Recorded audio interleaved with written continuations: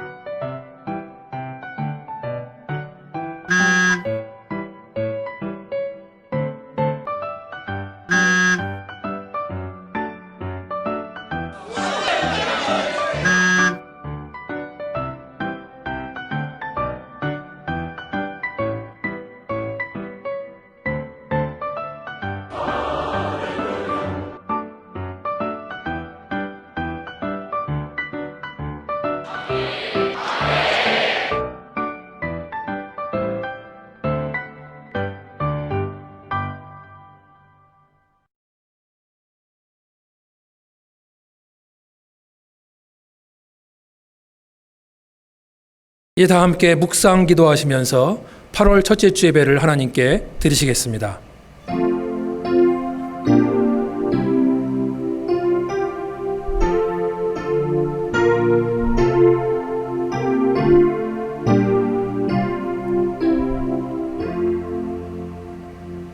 오직 여호와는 그 성전에 계시니 온 천하는 그 앞에서 잠잠할지니라. 하나님은 영이시니 예배하는 자가 신령과 진정으로 예배할지니라. 아멘. 다 함께 찬송가 21장 다 찬양하여라 함께 하시겠습니다.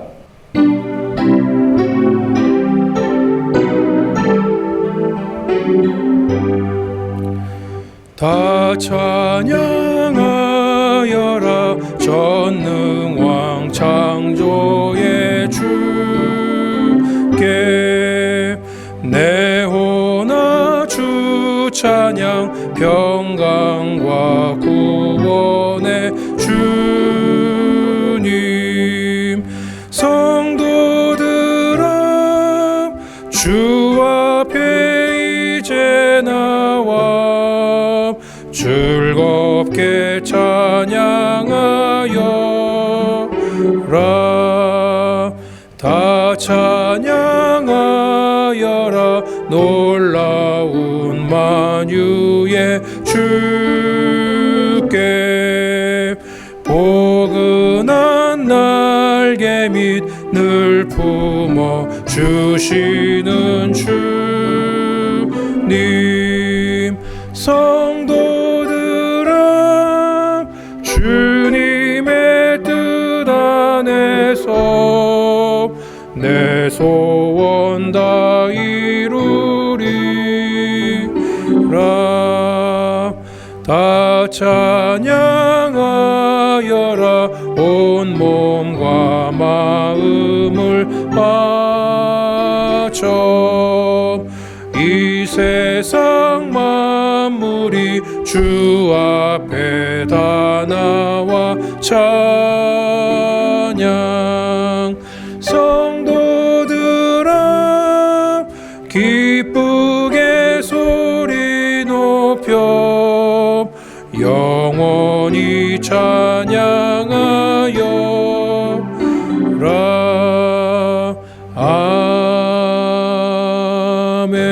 아멘. 이 시간에 예배를 위해서 손기일 지사님께서 대표기도 인도해 주시겠습니다. 하나님은 우리의 피난처시요 힘이시니 환난 중에 만날 큰 도움이시라. 그러므로 땅이 변하든지 산이 흔들려 바다 가운데 빠지든지 바닷물이 솟아나고 뛰놀든지 그것이 넘침으로 산이 흔들릴지라도 우리는 두려워하지 아니하리로다. 하나님 그렇습니다. 만일 우리가 하나님 안에 살고 있으면 그 어떤 세상의 변화도 어려움도 우리를 흔들지 못합니다. 왜냐하면 우리는 그 환난 가운데서도 주님의 방주 안에 그 환난을 겪고 있기 때문입니다. 만일 우리가 하나님 밖에서 살면 우리는 작은 파도에도 휩쓸려 떠내려가기 쉽습니다. 우리가 주님 안에 항상 살도록 인도하여 주시옵소서.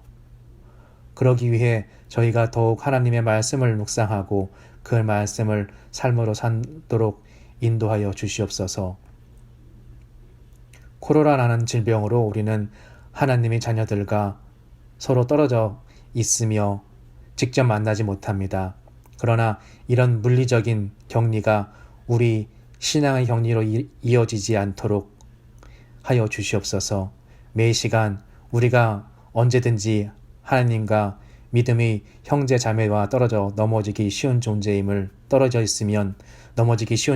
깨닫고 경계하며 살도록 인도하여 주시옵소서. 혹시 우리가 질병으로 격리되어 삶으로 아무도 보지 않는다고 세상의 유혹에 빠지지 않게 해주시고 영적 우울함에 빠지지 않도록 인도하여 주시옵소서. 그러지 않기 위해서는 하나님의 말씀과 성도의 서로 간의 사랑과 격려를 더 열심히 하도록 저희 마음을 인도하여 주시옵소서. 이 시간 홍 목사님을 통해 하나님의 말씀을 듣습니다. 귀와 마음을 활짝 열고 듣게 하여 주시고 그 말씀을 잘 묵상하여 죄된 저희의 삶을 변화시키며 살게 하여 주시옵소서. 이 모든 말씀 우리를 위하여 생명까지 아끼지 아니하신 우리 주 예수 그리스도의 이름으로 기도드립니다. 아멘. 할렐루야. 8월 첫째 주 예배에 참석하신 모든 여러분께 각 가정마다 각 개인마다 환영합니다. 다 함께 에베소서 5장 10절 말씀 함께 암송하겠습니다. 시작. 주를 기쁘시게 할 것이 무엇인가 시험하여 보라. 네, 오늘은 8월 첫째 주일입니다. 주님의 날을 맞이해서 예배 드리시는 각 가정마다 개인마다 성령님의 은혜가 충만하시기를 기도합니다. 우리를 예배자로 불러주신 하나님을 찬양하며 각자 있는 곳에서 주님을 기쁘시게 하기를 바랍니다. 코비드-19로 인해서 우리가 교회당에서 예배를 드리지 못한 지가 4개월이 넘었습니다.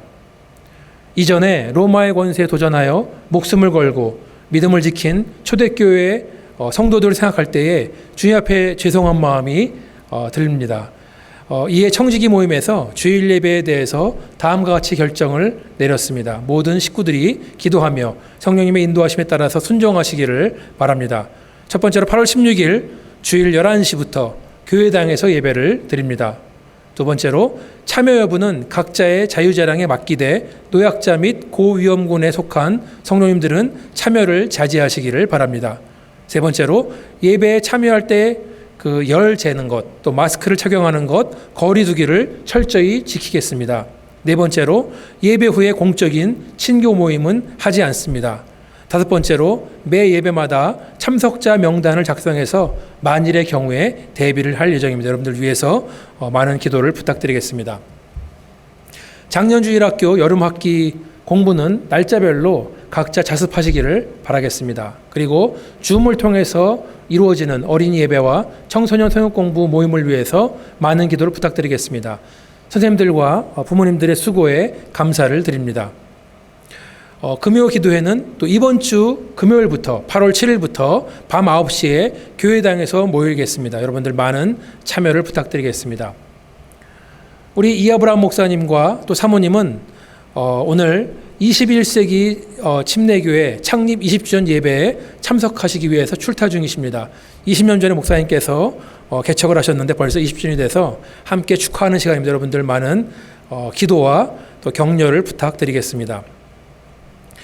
8월 생일자를 안내해 드리겠습니다. 우리 한예린 13일, 그리고 장성진 형제님 17일, 또 손동하 20일, 또 케일럽 해리만 우리 선교사님이죠. 22일, 또 손미영 집사님 24일 이렇게 생일입니다. 여러분들 생일을 맞이해서 카드를 보내주시든지 아니면 전화로 축하해드리면 감사를 드리겠습니다.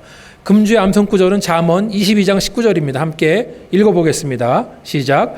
내가 내게 여호와를 의뢰하게 하려 이것을 오늘 특별히 내게 알게 하였노니. 아멘. 지난주 암송구절은 잠언 15장 3절입니다. 여호와의 눈은 어디에 서 있든지 악인과 선인을 감찰하시느니라. 여러분들 이 암송 구절을 집에서 일주일 동안 암송하시면서 은혜를 받으시는 시간 되시길 바라겠습니다.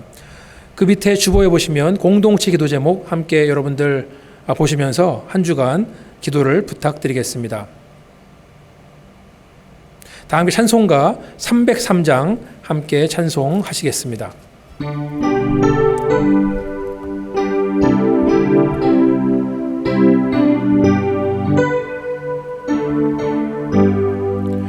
날 위하여 십자가에 중한 고통 받으사 대신 죽은 주 은혜에 사랑하신 은혜여 보배로운 피를 흘려 영영 죽을 죄에서 구속함을 받은 우리 어찌 찬양 안 할까.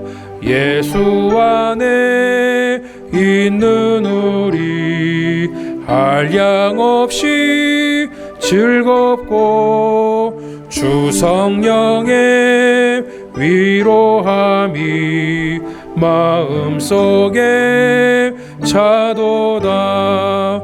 전국 음악 소리 같은 은혜로운 그 말씀 끊임없이 듣는 우리 어찌 찬양 안 할까.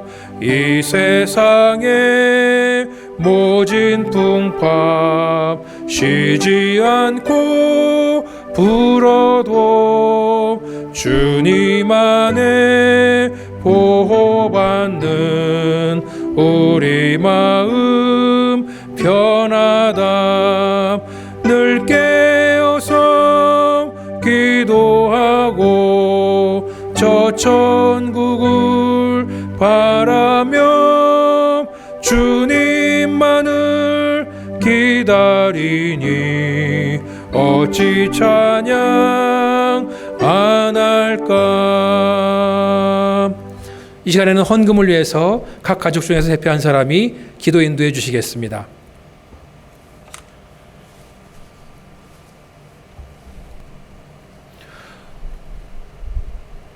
오늘 하나님께서 우리에게 주시는 말씀은 마가복음 8장 31절로 38절까지 말씀입니다. 마가복음 8장 31절로 38절까지 말씀 제가 봉독해 드리겠습니다. 인자가 많은 고난을 받고 장로들과 대제사장들과 서기관들에게 버림받아 죽임을 당하고 사흘 만에 살아나야 할 것을 비로소 그들에게 가르치시되 드러내놓고 이 말씀을 하시니 베드로가 예수를 붙들고 항변하매 예수께서 돌이키사 제자들을 보시며 베드로를 꾸짖어 이르시되 사탄아 내 뒤로 물러가라. 내가 하나님의 일을 생각하지 아니하고 도리어 사람의 일을 생각하는도다 하시고 무리와 제자들을 불러 이르시되 누구든지 나를 따라오려거든 자기를 부인하고 자기 십자가를 지고 나를 따를 것이니라. 누구든지 자기 목숨을 구원코자 하면 잃을 것이요 누구든지 나와 복음을 위하여 자기 목숨을 잃으면 구원하리라. 사람이 만일 온 천하를 얻고도 자기 목숨을 잃으면 무엇이 유익하리요? 사람이 무엇을 주고 자기 목숨과 바꾸겠느냐? 누구든지 이 음란하고 죄 많은 세대에서 나와 내 말을 부끄러워하면 인자도 아버지의 영광으로 거룩한 천사들과 함께 올 때에 그 사람을 부끄러워하리라. 아멘. 코비드-19 팬데믹으로 우리의 생활은 매우 제한적이고 점점 고립되고 있는 것 같은 그런 마음을 날마다 경험하고 있습니다. 그러나 모든 사람들이 집에 있다면 이 사회가 돌아갈 수 없기 때문에 이제 조금씩 원래의 모습으로 돌아오려고 노력을 하고 있습니다. 이제 새학년을 맞이해서 학교도 다시 시작합니다. 그리고 메이저리그 야구 경기도 제한적으로 다시 시작되었습니다. 아리조나주에서 발표하는 코비드-19 확진자 숫자도 그걸 봐도 그래프가 눈에 띄게 좋아지진 않지만 그래도 전반적으로 숫자는 내려가고 있다는 보고가 나오고 있습니다. 이러한 긍정적인 상황 속에서 우리 교회는 청지기 회의를 통해서 오는 8월 16일부터 제한적으로 교회에서 모여서 예배를 드리기로 했습니다. 여러분들 교회에 주일날 오시게 되면 먼저 교회 입구에서 예배 오시는 모든 분들의 열을 잴 생각입니다. 그리고 예배당에 들어오실 때에는 모두 마스크를 착용하셔야 됩니다. 또한 의자 배치도 가족들은 모여 앉을 수 있지만 다른 사람들과는 일정 거리를 띄워둔 채 예배를 드릴 예정입니다. 예배 중간에 찬송가도 많이 생략을 할 것입니다. 그리고 예배 끝난 다음에 다 함께 모여서 하는 친교 시간도 갖지 않을 예정입니다. 뭐 이렇게 복잡하고 어렵게 예배를 드려야 되나라고 생각할 수도 있지만, 그러나 우리가 함께 모여서 하나님을 찬양하고 예배하는 것이 너무나 큰 기쁨이기 때문에 이렇게 일을 준비하고 있습니다. 이때부터 드려지는 예배에 여러분들 모두 필수로 오시는 것은 아닙니다. 안전에 대한 염려가 있든지 어린아이가 있으시든지 아니면 연로한 분이 있다면 실시간 예배로 혹은 녹화된 예배로 참여하실 수 있습니다. 그리고 만약에 이렇게 모여서 예배를 드리다가 혹시라도 불미스러운 일이 생긴다면, 만약에 예배를 통해서 확진자가 발생한다면 우리 교회는 다시 온라인 예배로 들어갈 예정입니다. 그런 일이 생기면 안 되겠지만 적극적인 검사와 치료를 통해서 후속 조치에 최선을 다할 것입니다. 물론 우리 교회는 안전에 최선을 다하면서 이 일을 준비할 것입니다. 기도하기는 하나님께서 우리를 보호해 주셔서 아무런 안전사고가 생기지 않기를 바라는 것입니다. 위에서 기도 부탁드리겠습니다. 오늘 함께 나누는 말씀은 성경에서 아주 유명한 사건 바로 뒤에 일어난 일입니다. 그 유명한 사건이 무엇이냐 하면 바로 예수님의 제자인 시몬 베드로가 예수에 대해서 아름다운 고백을 하는 장면입니다. 베드로가 뭐라고 하냐 하면 마태복음 16장 10절을 보시면 이렇게 나와 있습니다. 주는 그리스도시요 살아계신 하나님의 아들이시니이다. 예수의 수제자였던 베드로는 예수님이 어떤 분인지를 정확히 알았습니다. 예수님은 베드로의 고백을 들으신 다음에 그를 축복하십니다. 예수님 말씀하시기를 베드로가 이러한 고백을 하게 된 것은 혈육이 아닌, 즉 인간의 힘으로 한 것이 아니라 하나님의 은혜 때문이라고 말씀하십니다. 그리고 베드로의 믿음 위에 교회를 세우겠다고 말씀하십니다. 그리고 천국의 열쇠를 주겠다고 말씀하십니다. 어떤 사람들은 이 말씀을 근거로 베드로를 천주교의 일대 교황이라고 주장하기도 하지만, 우리는 베드로와 동일한 믿음, 즉 주님은 그리스도이시고 하나님의 아들이라고 믿는 공동체, 즉 교회를 향한 축복의 말씀이라고 받아들이고 있습니다. 교회는 하나님께서 세우신 이 세상에 존재하는 유일한 구원의 도구입니다. 교회를 통해서 복음이 선포되며 교회를 통해서 사람들이 구원을 받기 때문에 교회에게 천국의 열쇠가 주어졌다고 믿습니다. 이 내용은 워낙 유명한 내용이라서 여러분들이 잘 아실 것이라고 생각합니다. 그런데 바로 다음에 나오는 사건은 많은 분들이 잘 모르시는 것을 저는 발견을 합니다. 베드로의 고백을 들으신 다음 예수님은 앞으로 일어날 일들에 대해서 말씀하시며, 정확한 표현을 말하면 예수님이 제자들에게 당신이 앞으로 겪으실 일들을 가르쳤다라고 성경은 말하고 있습니다. 그 내용이 무엇입니까? 31절에 보니까 예수님은 이제 많은 고난을 받으실 것이고 제사장들과 서기관들에게 버림바가 될 것이고 십자가에서 죽으실 것이라고 나옵니다. 그리고 예수님은 3일 만에 부활하실 것이라고 말씀하십니다. 예수님께서 이 일들을 제자들에게 가르쳤다고 했는데, 과연 제자들은 예수님이 하신 말씀을 한 번 듣고 모든 것들을 받아들였을까요? 예수님이 십자가에서 죽으신 다음에 제자들이 우리에게 보여준 행동을 볼 때에 제자들은 예수님 말씀을 듣기는 했지만 마음에 간직하지는 못했다는 것을 우리는 발견합니다. 아마도 제자들은 예수님이 십자가에서 죽으신 다음에 무척 당황했을 것입니다. 이제 앞으로 어떻게 무엇에 될지 몰랐을 것입니다. 그리고 3일 뒤에 예수를 따르던 여인들이 그분의 빈 무덤을 발견했을 때에도 제자들은 여인의 말을 믿지 않았습니다. 제자들은 예수님이 죽었다가 다시 살아날 것에 대해서는 전혀 상상도 하지 못했던 것입니다. 그런데 오늘 본문을 보니까 당황스러운 일이 있습니다. 예수님이 이제 고난을 당하시고 버림받으시고 죽으시고 부활하신다는 사실을 말씀하자마자 베드로는 박차게 자리를 차고 일어납니다. 그리고 강한 두 손으로 예수님 붙들고 흔들면서 항변을 합니다. 마태복음 16장 22절 후반절을 보니까 이렇게 나와 있습니다. 주여 그리 마옵소서. 이 일이 결코 주께 미치지 아니하리이다.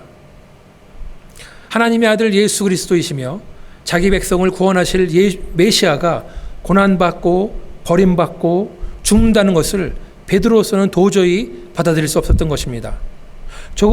방금 전에 예수님에게 위대한 고백을 하고 칭찬을 받았던 베드로로서는 어쩌면 이번 기회에 주님을 향한 자기의 충성심을 보여줄 수 있는 좋은 기회라고 생각을 했을지도 모르겠습니다. 그런데 이 말을 들으신 예수님은 베드로를 향해서 호통을 치십니다. 오늘 본문 33절입니다. 사탄아, 내 뒤로 물러가라. 내가 하나님의 일을 생각하지 아니하고 도리어 사람의 일을 생각하는도다. 조금 전까지만 해도 예수님은 베드로를 칭찬하면서 그 믿음의 반석 위에 교회를 세우겠다고 말씀하셨는데, 또 천국 열쇠를 주시겠다고 말씀하셨는데, 이제는 베드로를 향해서 사탄아 물러가라라고 소리를 지르시는 것입니다. 칭찬과 책망이 한순간에 교차가 됩니다. 베드로로서는 그 짧은 순간에 천국과 지옥을 맛보는 기분입니다. 아마도 베드로는 예수님과 동료 제자들 앞에서 얼굴이 백지창처럼 하얗게 바뀌었을 것입니다. 지금 내 앞에 앉아 계신 예수님의 입에서 나온 말이 사실인지 꿈인지 헷갈리고 있을지도 모르겠습니다. 아무리 예수님의 가장 가까운 사람 베드로라 할지라도 예수님은 그냥 넘어가지 않으셨습니다. 예수님이 지적하신 베드로의 문제는 무엇입니까?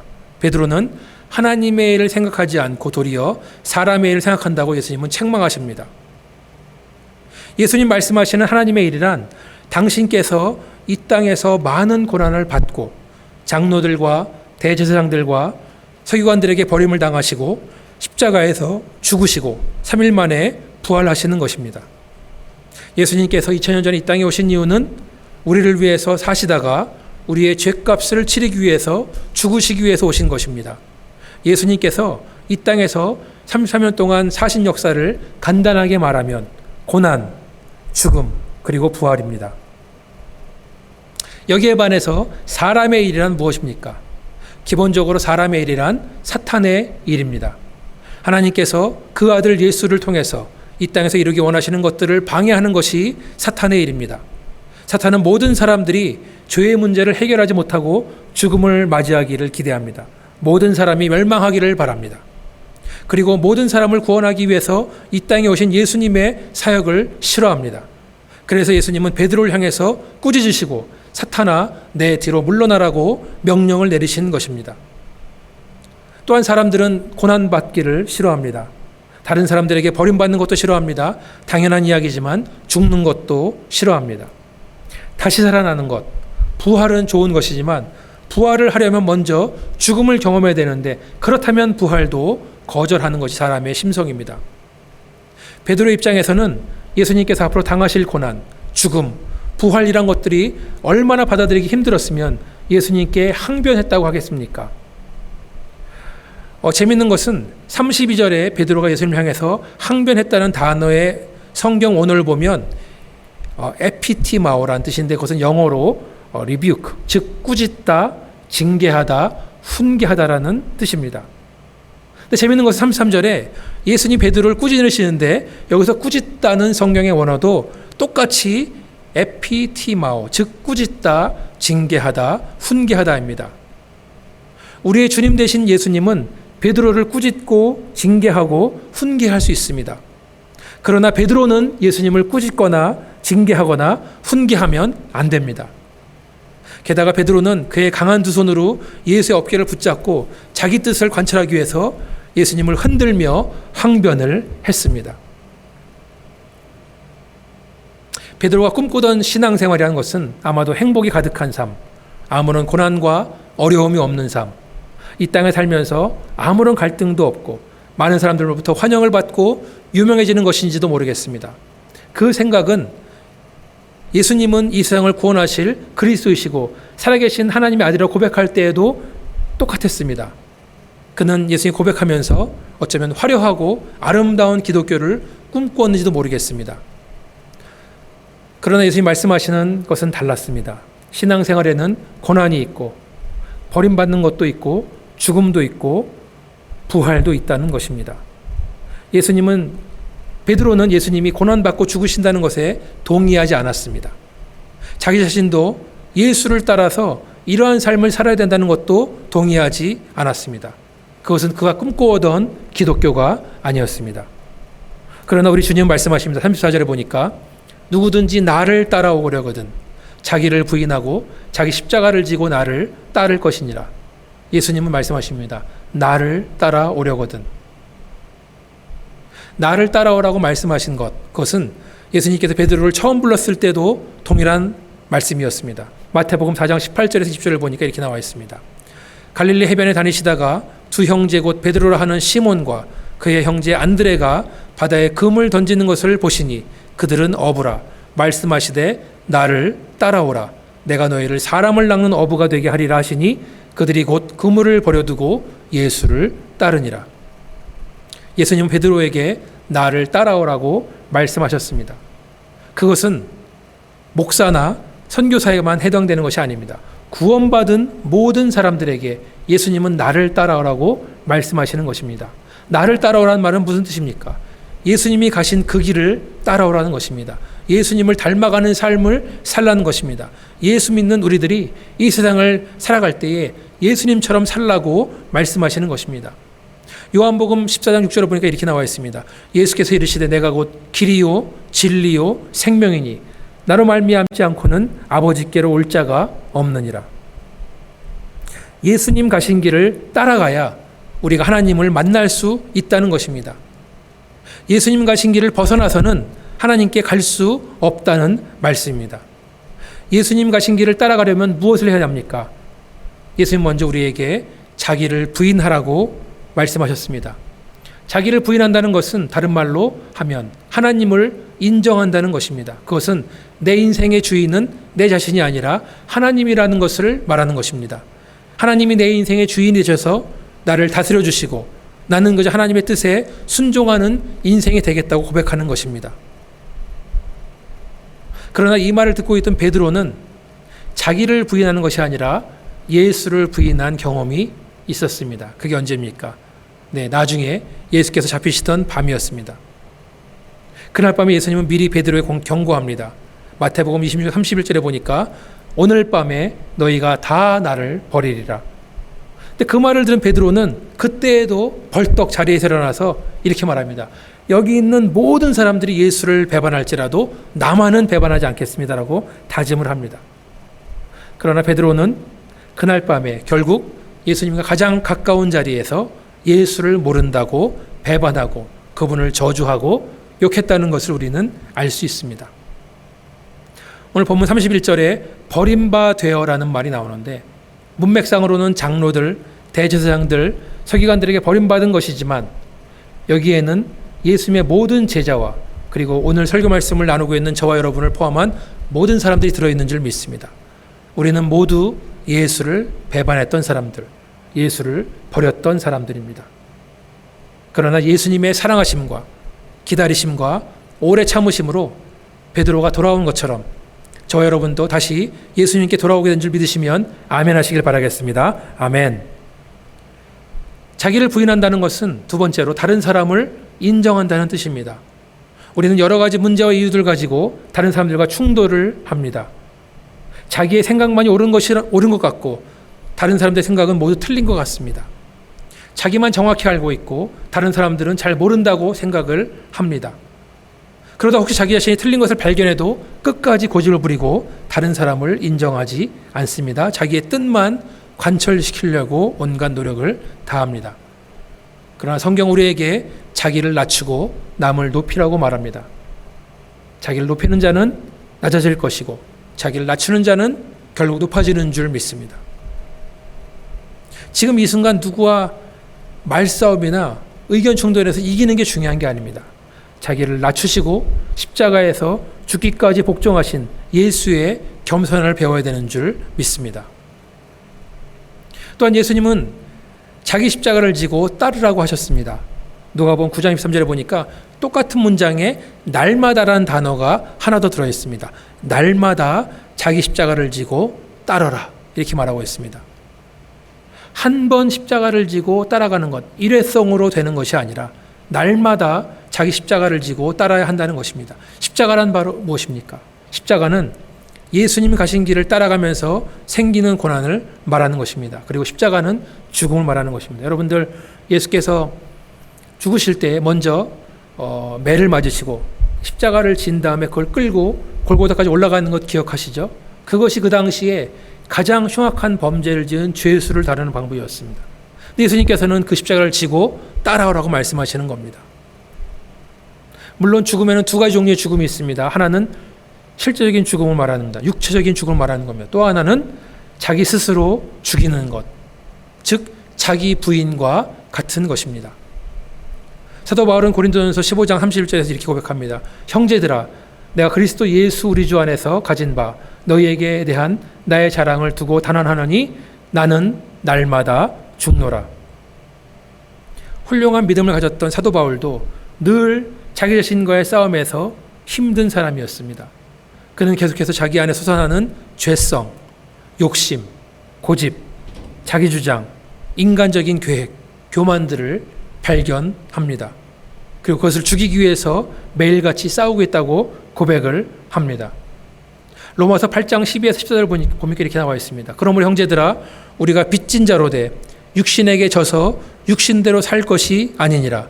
너희가 육신대로 살면 반드시 죽을 것이로되 영으로서 몸의 행실을 죽이면 살리니 무릇 하나님의 영으로 인도함을 받는 사람은 곧 하나님의 아들이라.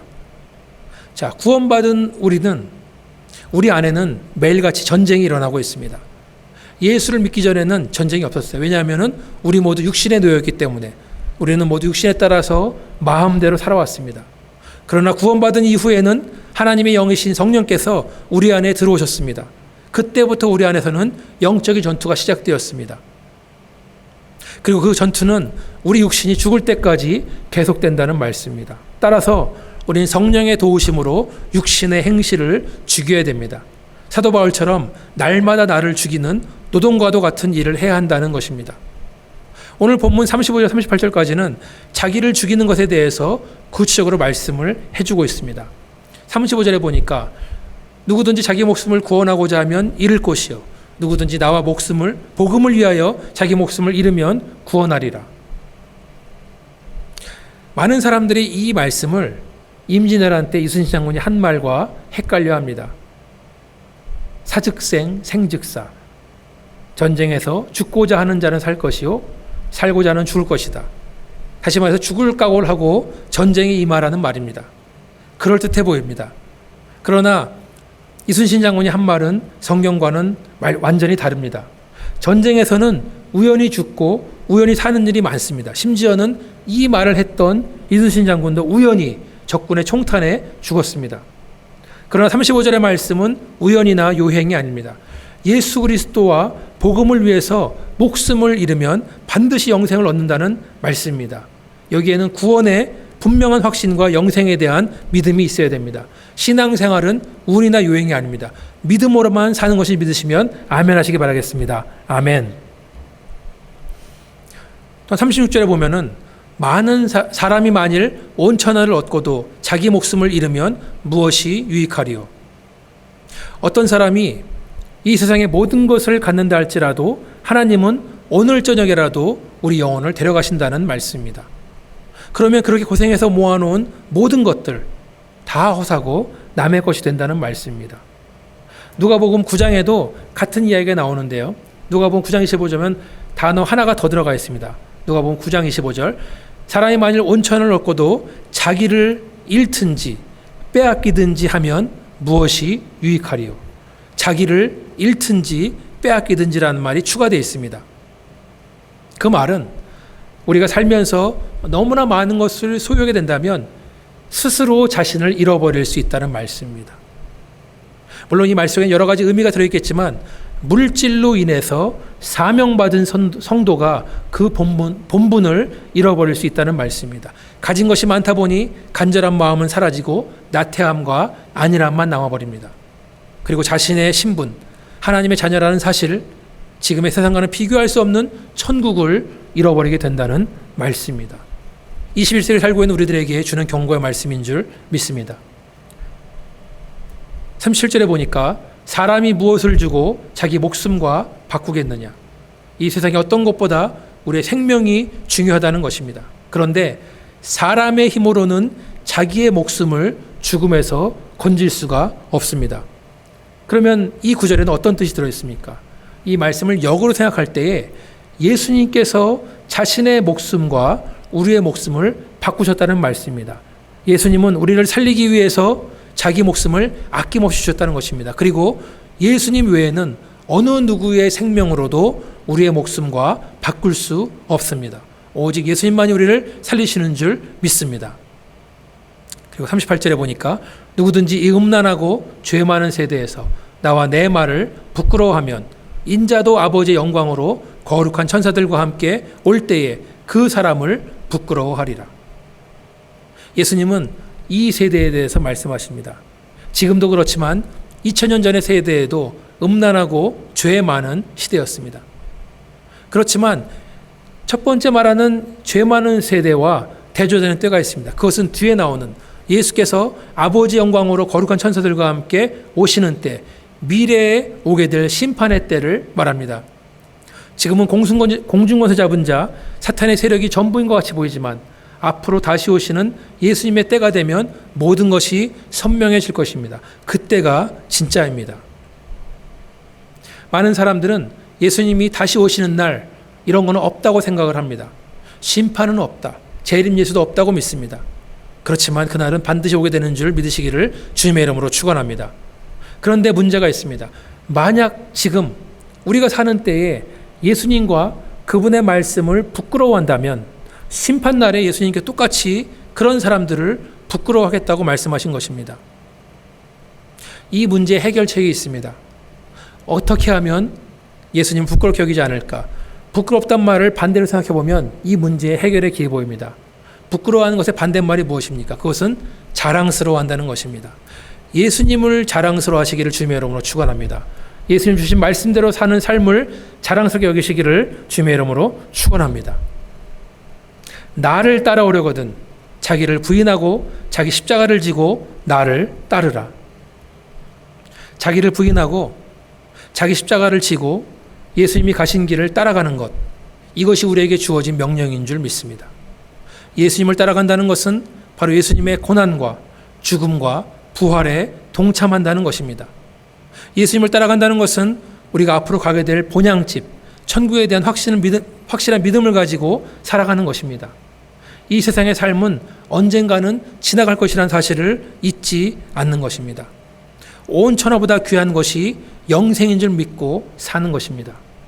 예수께서 나를 살리시기 위해서 자기 목숨을 아끼지 않았다는 것을 늘 명심하고 믿고 사는 것입니다. 그리고 마지막으로 예수 그리스도와 그의 말씀을 부끄러워하는 것이 아니라 오히려 자랑스럽게 여기면서 당당하게 사는 삶이 바로 예수를 따라가는 삶이요, 자기를 부인하고 날마다 십자가를 지고 삶인 줄 믿습니다. 그렇게 살기 원하시는 분들만 한번 아멘 하시길 바라겠습니다. 아멘. 다 함께 기도하시겠습니다. 나를 따라오려거든.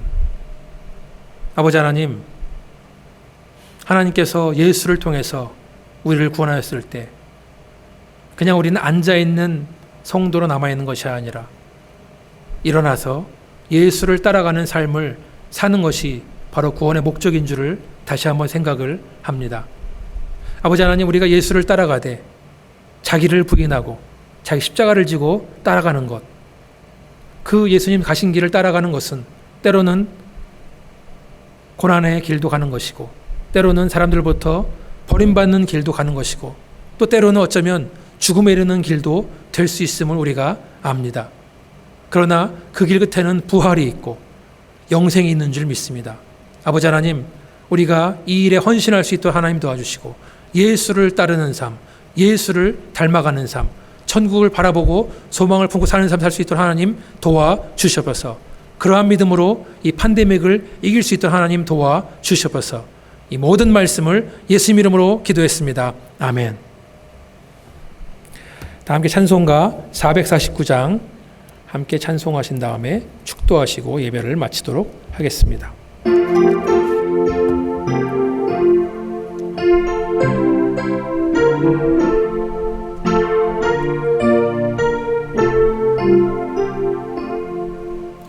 예수 따라가며 복음 순종하면 우리 행할 길 환하겠네. 주를 의지하며 순종하는 자를 주가 늘 함께 하시리라. 의지하고 순종하는 길은 예수 안에 즐겁고 복된 길이로다. 해를 당하거나 우리 고생할 때 주가 위로해 주시겠네. 주를 의지하며 순종하는 자를 주가 안위해 주시리라. 의지하고 순종하는 길은 예수 안에 즐겁고 복된 길이로다. 남의 짐을 지고 슬픔 위로하면 주가 상급을 주시겠네.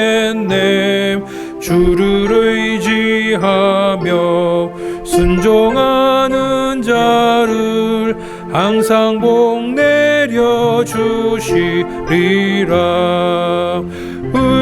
의지하고 순종하는 길은 예수 안에 즐겁고 복된 길이로다. 우리 받은 것을 주께 다 드리면 우리 기쁨이 넘치겠네. 주를 의지하며 순종하는 자를 은혜 풍성케 하시리라. 의지하고 순종하는 길은 예수 안에 즐겁고 복된 길이로다.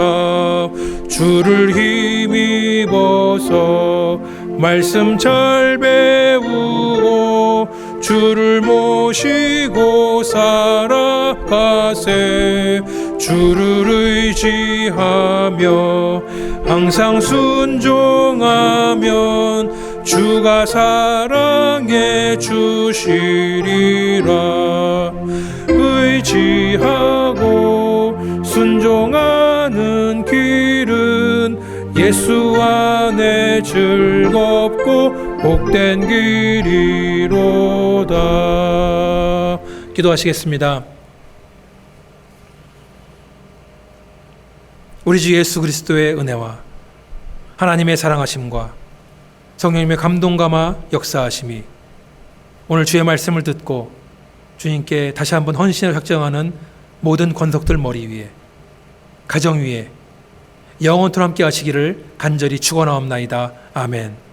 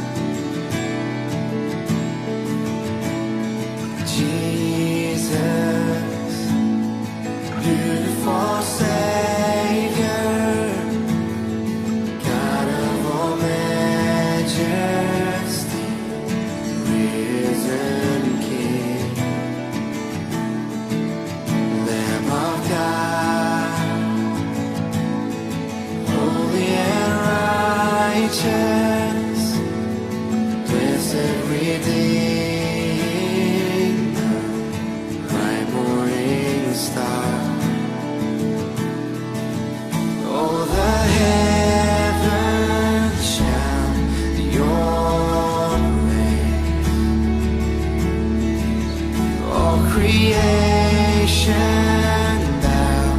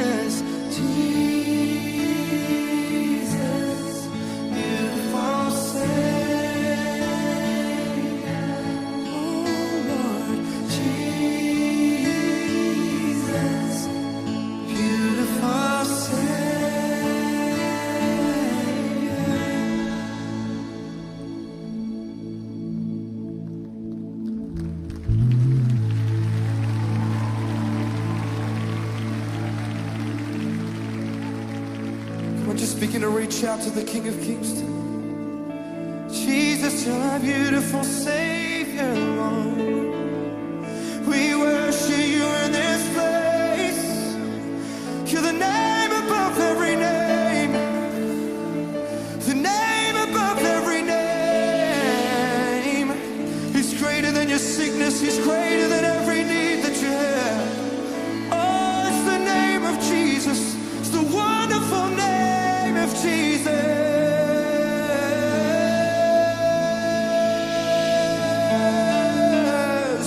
Come on, lift up your voice. Call upon the name of Jesus. We call upon your name, Lord. We worship your name, Lord. Oh, Jesus. Wonderful.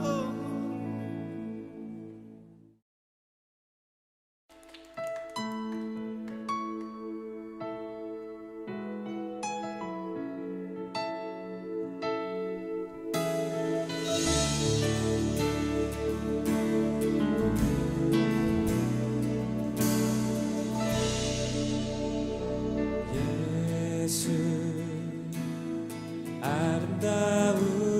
아름다우신 위대하신 주 부활의 주 어린 양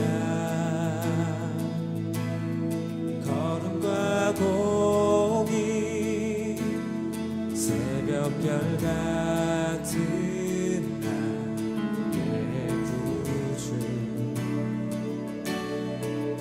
모든 하늘 찬양 모든 만물이 주 경배해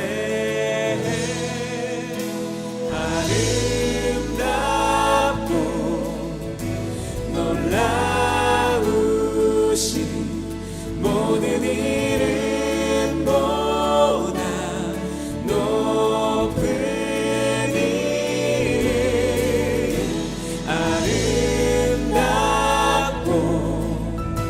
놀라우신 주의 이름 높으신 그 이름 예수. 다시 한번 찬양하십시다. 예수 아름다우신 예수